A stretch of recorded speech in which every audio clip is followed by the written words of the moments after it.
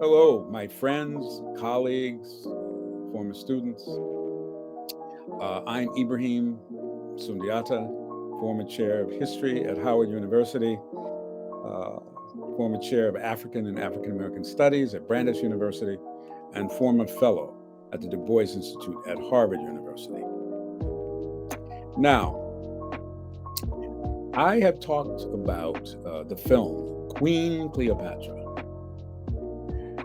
produced or sent out by Netflix, produced by Jada Pinkett Smith, and starring Adele James. I feel that the film should provoke discussion because it interrogates or it brings up, to use a word I prefer, brings up the whole question of what is race? We have a film that says that Egypt was a black society, and that Cleopatra was the last black and authentic queen of Egypt, the last pharaoh. And that is interesting because it brings up what is race. Adele James is half European. So what makes her the black queen? What makes her an ancient Egyptian queen? Who was not that. And so I said previously that I believe that the ancient Egyptians were black, but that Cleopatra was not black. She was one of a long line going back several hundred years before herself of foreign oppressors, and that in Egyptian nationalist history, she is the last of a bad lot. And so I discussed, and I will discuss the ethnicity of the ancient Egyptians. It doesn't agree with the ethnicities that were created in Dixie, which only applied to Dixie, which were never meant to apply to anyone else. And so that I even think that the most dyed-in-the-wool Southern racist would have cavilled at calling Cleopatra black, no, calling the Egyptians black. They didn't want to do that. We have writings from the 1840s where Southern writers on history or medicine say, if the ancient Egyptians were black, we are lost. Meaning that if they were arguing for Negro inferiority and these people had one drop in any degree, the South was sunk because these were intelligent people capable of creating a great society. And so a raft of Southern writers and then other writers, not so much Europeans. Europeans were willing to say, well, there were some Africans in the mix, but they were basically brown people. For white Americans, there are no brown people. They're either white or black. And Du Bois pointed this out. If you divide the world in white and black, these are black people. There is a final solution. I'll use that horrible term. There's a final solution to this conundrum, which I found preparing to speak to you. I found Senator Theodore Bilbo of Mississippi. He was a politician. He was a dyed-in-the-wool segregationist, and he also dabbled in history. And so when in the 1940s, as it seemed as if integration might come in the next decade, he was confronted with the specter of integration, which he said was really to be race mixing, which involved the demon of sex. He said, no. If you look at ancient Egypt, which is in Africa, ancient Egypt was formed by white people who came in and enslaved the natives, something like Mississippi. Egypt was an analog. And they built up this huge civilization on slave labor. They had pyramids and canals and all that good stuff. And they lived in palaces, like plantations. But they made the fatal mistake of sex. And that slowly the ancient Egyptians, which are no longer around, so he couldn't, he said, not on the hoof, you couldn't point to a skin. But the ancient Egyptians broke what he also called caste. He was getting confused with India. But they broke caste and they intermarried over centuries. and they became the Egyptians we know now. And there was a devolution. And so Egypt was a lesson for Mississippi because, yes, they were white, but then they became black. And so as they became black, or blacker, they devolved. Now, that is so specious and obviously fit in, if he's writing in 1947, this fit in with a whole bunch of Southern white fears, especially the fear of sex. And so the thing was that any integration would lead to creeping sexual revolution, which would result in a brown-black nation. And that Egypt, besides creating the arts, etc., philosophy, was a cautionary tale. Don't do it, because at the end, there is destruction. Now, Americans, as I said, don't mind, white Americans, Americans of all kinds, don't mind a sad, lachrymose, teary history of blacks in the United States. I mean, you can say anything about blacks in the United States, as long as it's what Frederick Douglass called degradation. You can tell stories of maximal degradation. You can tell stories that would be told of no other people. Stories that I find fake news. Sorry, fake news. I give you an example. So, as Nick Cannon said, he's the former husband of Mariah Carey. You know, they won't give us real stories. They want to give us old-time plantation stories. And he says, why can't they give us Nefertiti or Ramses? He wrote this maybe 20 years ago. We're still waiting. It's not hard to do. There's thousands of years of ancient Egypt, but it never appears. What we get is 10 Years a Slave. We get all kinds of films. We get books like The Delectable Negro that says whites in the U.S. imported blacks to eat them. Yeah, to eat them. But first, we'll eat them after sodomizing. This is a real book, The Delectable Negro, published by New York University Press, major press. The whole slave trade had nothing to do with sugar or cotton or rice or indigo. It had to do with sex and the need for fresh meat. Now, I find that offensive. I find that kind of crazy. I find that got out, not just as sort of underground barbershop rumor about white people, but that this could be published.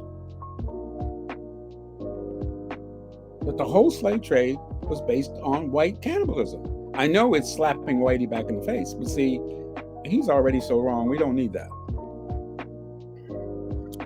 And then Nick Cannon comes along and says, why are we getting all these horrific stories? Why don't we get a story about ancient Egypt or ancient kingdom in Africa? Now, we got a story, which I like. I love the place called Wakanda. Love me some Wakanda. But I think that is the kind of story that we want. But it comes out as this kind of fantasy land. We yet to have a film about African glory. Okay, the title of a 1954 history book of sorts, popular history. And so what we end up is two separate narratives. Egyptians over here, Africa over there, something's going on, and a U.S. narrative which is closed. It's a closed narrative, and it's a false narrative, but we have it. And so recent, with much ballyhoo, we have recent publications. But if you read quickly, you will think that slavery only existed in the United States, in the Americas. In fact, less than 1% of the enslaved persons came to the United States. 30% went to Brazil. But that upsets our narrative. And so slavery is only in Dixie, only in the southern United States. That's where it is. and that it is the most horrific slavery in the history of the world. I read that. In the New York Times.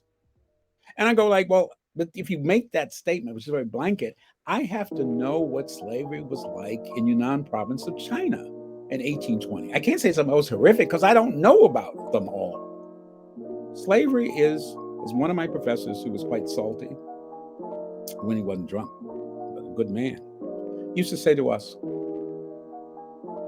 slavery is like marriage. It's a universal institution.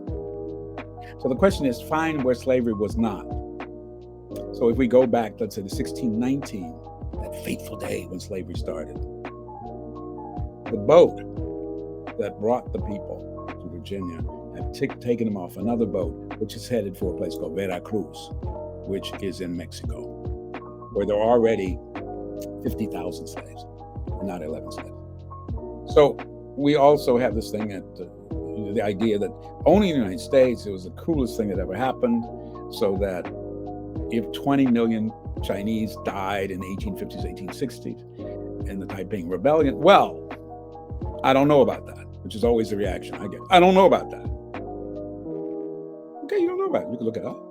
We don't need fact checkers. You can look it up, pursue it. If you're really curious, or if you doubt what I'm saying, you think I made it up right now, well, then it doesn't matter. And what I've told people, years ago, I gave a little lecture to a seminar at Harvard, and a very famous person was in the room who said, as I said, this is one event among many, American slavery. And he said, well, are you minimizing? I said, no. Because my pain is my pain. I ended up by saying my pain is my pain. I feel that pain in a way that I don't. If you tell me, you give me a horrific story from central China in 1850, I can understand, I can have a certain amount of empathy, but it only comes from knowing what my ancestors suffered. And they suffered. But at the same time, I'm not going to say that is the ultimate in suffering, because I don't know that. And it's not a competition. It's not a competition. Now, about ancient Egypt, we have to realize that this system, ancient Egyptians would not understand our present debate. I mean, they probably would if we had the power to enforce our racial categories on them, but they had other categories. And so they're dealing with something, they had a class system that was rigid. They had a great deal of cruelty. They had a lot of oppression of the natives, the native Egyptians, who looked somewhat physically different, who were darker. We'll get to that. But they didn't have this absolute color bar, which is the glory of the United States. So when you have that and you try to look back and project that on the history, you get very confused. Now, I'll give you an example. I had, because everything is packed up now, I own a big, very expensive, much too expensive book of Fayum portraits. And these Fayum portraits are mummy cases of the Ptolemaic period and early Roman period in Egypt. So it's a little before Cleopatra, and then or about 2 centuries after her suicide. And these are very, well, compared to ancient Egyptian mummy cases, these are naturalistic. They look like the person inside. They are meant to look like the person inside. And they were done while the person was still fairly young. So you do a portrait when you were fairly young and good looking with an inscription.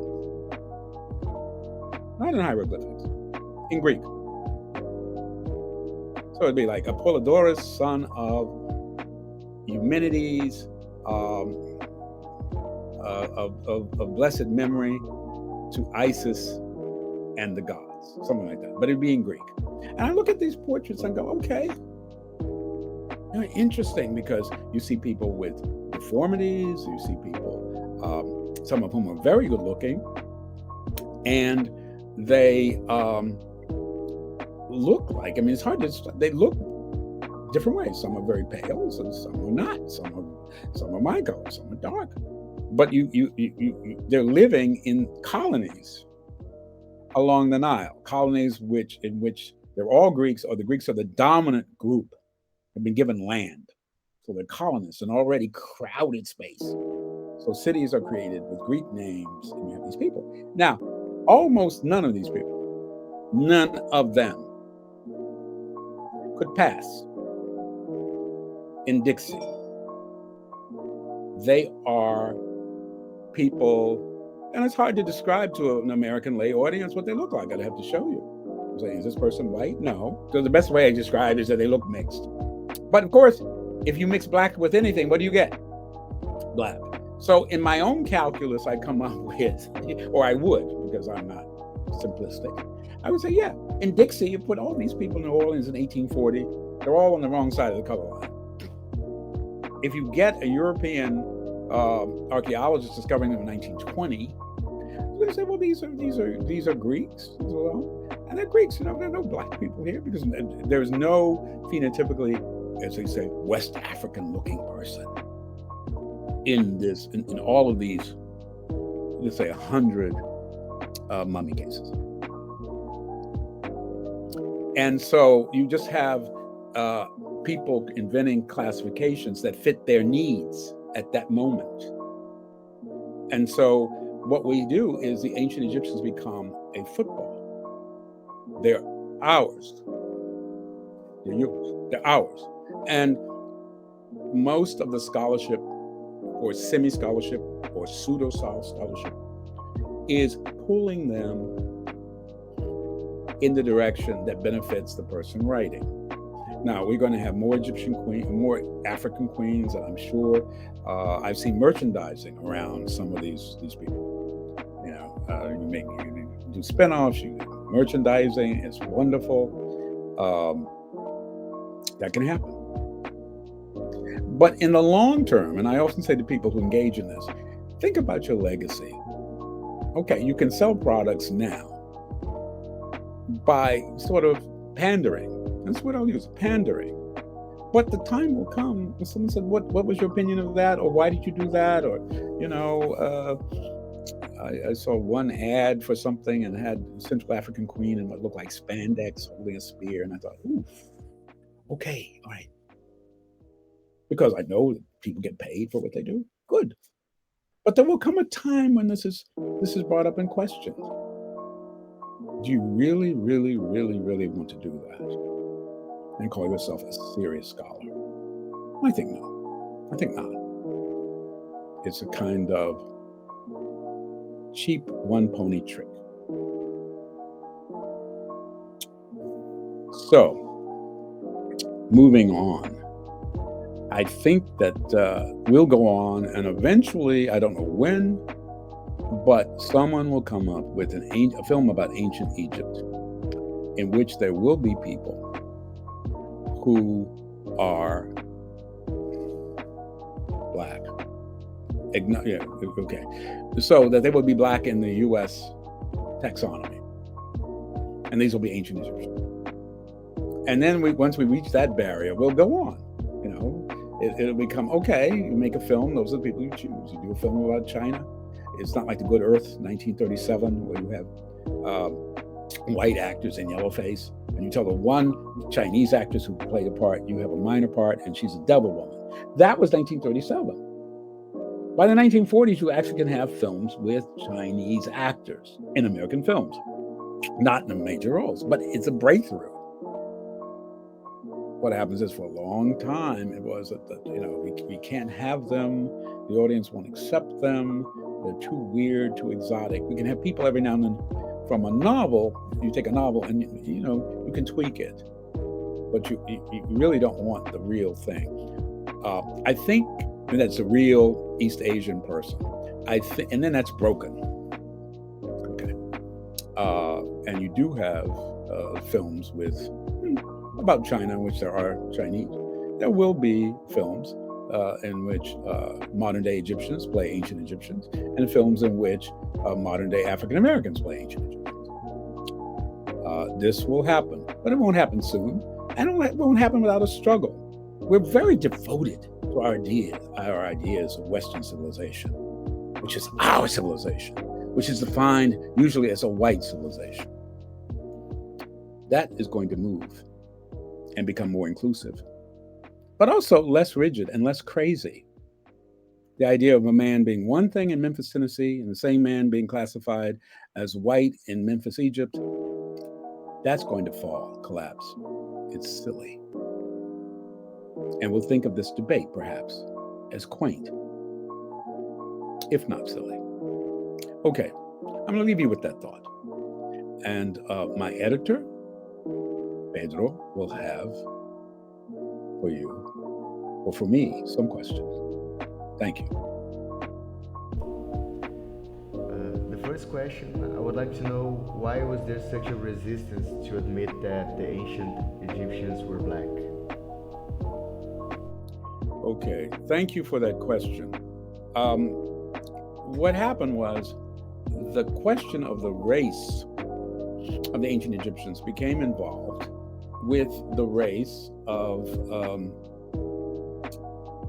African Americans. And so it became involved earlier with the question of abolition of slavery. So in the late 1700s, a Count Volney, who was French, visited Egypt. And he said, and he was an abolitionist, he wrote that it is amazing that those whom we kick and scorn in the Americas were the creators of the pyramids and the canals. So this was an opening, Volney's volley. Okay, Count Volney is writing that, okay, people in the West Indies, there are people in the West Indies who look like some of these people, but we kick and scorn them. They're denying what they are capable of and what they were capable of, at least. So this became an issue. So that by the age, as I said before, in the 1840s, there are a number of Southern writers who say, we must prove that the Egyptians were white. They actually say that.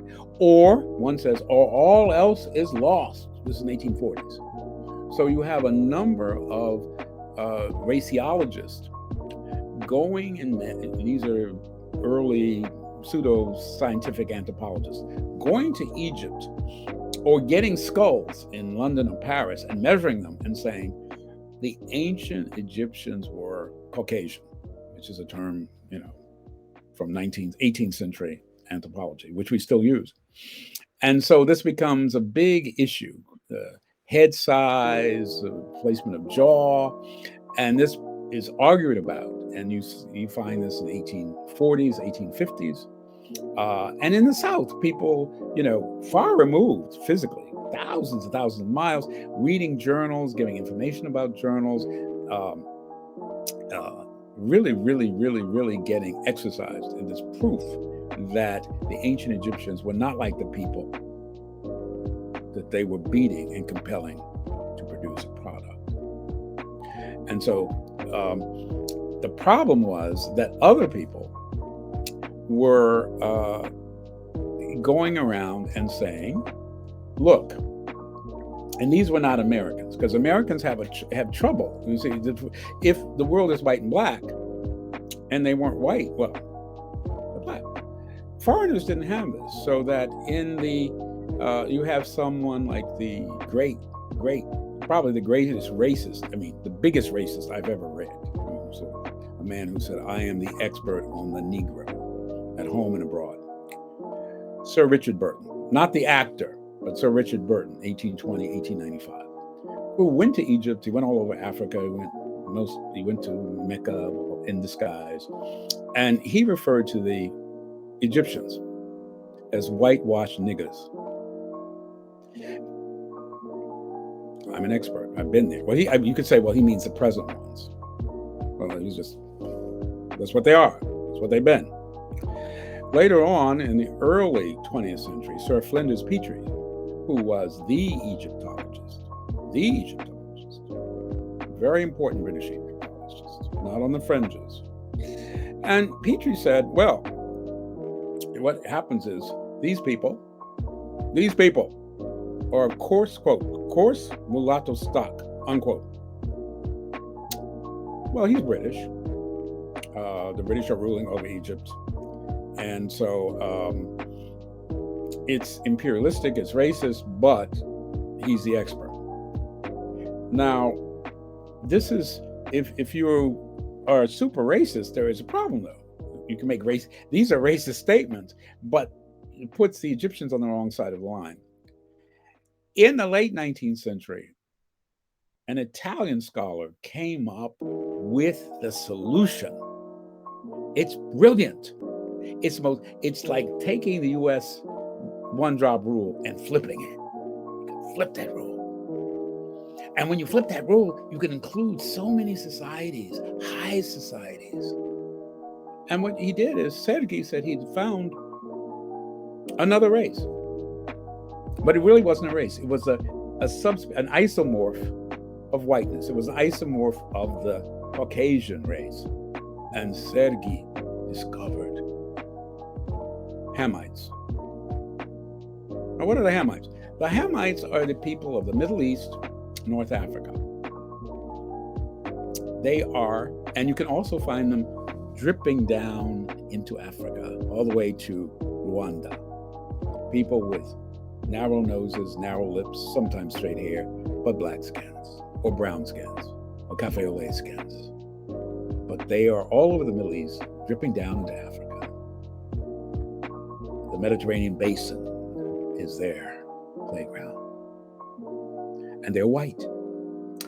So we could say that from Morocco to Abu Dhabi, they're Hamites, and the Hamites are white. They may look black to you, but they're white inside. They are history's Oreos. And therefore, the white race can claim them. Hamites.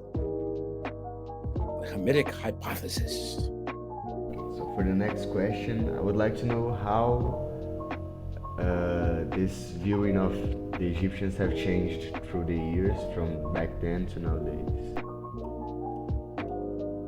Okay, well, the view, let's say in the West, of the ancient Egyptians and the view of the Egyptians of themselves has changed quite a bit. In the Hebrew Bible, the Egyptians don't come out well.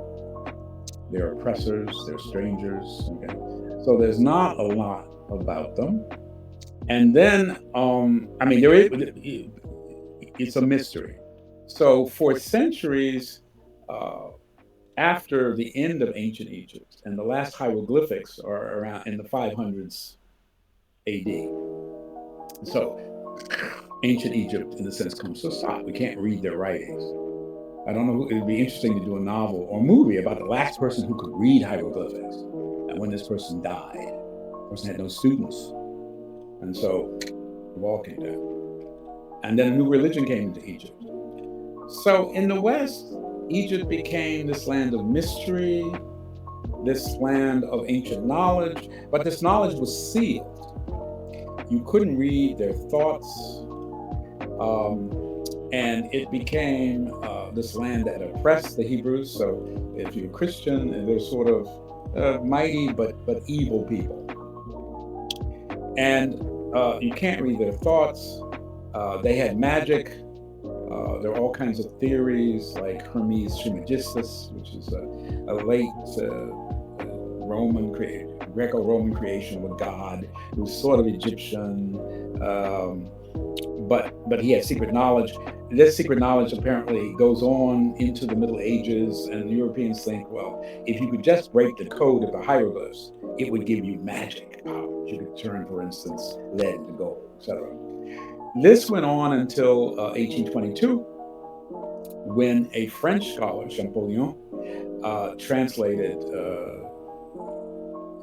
was able to break the code and document hieroglyphs, and after years of study, he was able to break the code.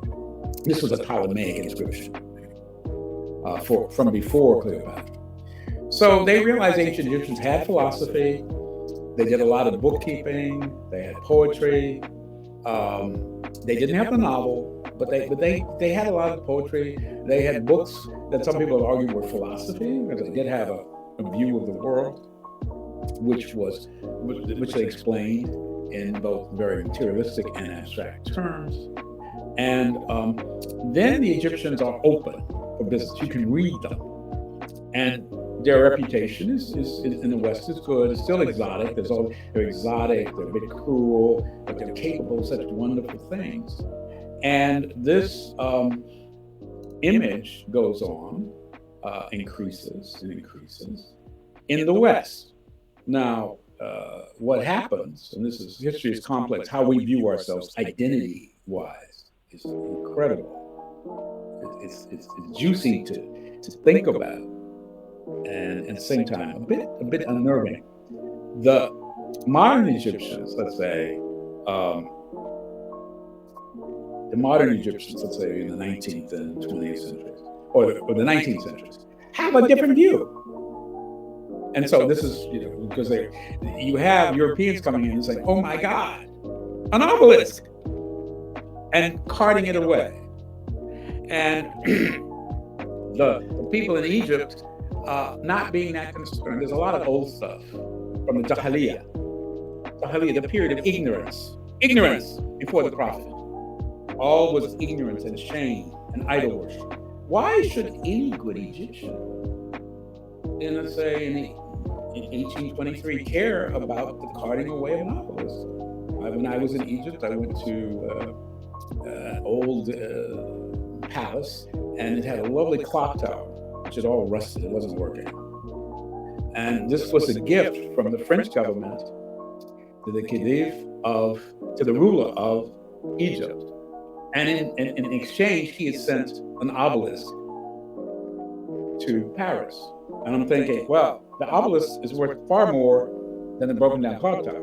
To him, the obelisk was simply something magical. It is something from the old time, and something that was non-Islamic. What happened was, gradually, Westerners trained up a group of Egyptologists. So you have Westerners going like, "Oh, this is really interesting." And in the earliest photographs, the only Egyptians around are the workers, the people digging. You usually have a group of Europeans standing around watching and directing the digging. Eventually, Egypt embraced its pharaonic past. And so it embraced this with a certain amount of tension. How do you integrate this Jahiliyyah, this period of ignorance, idolatry, sex, license, with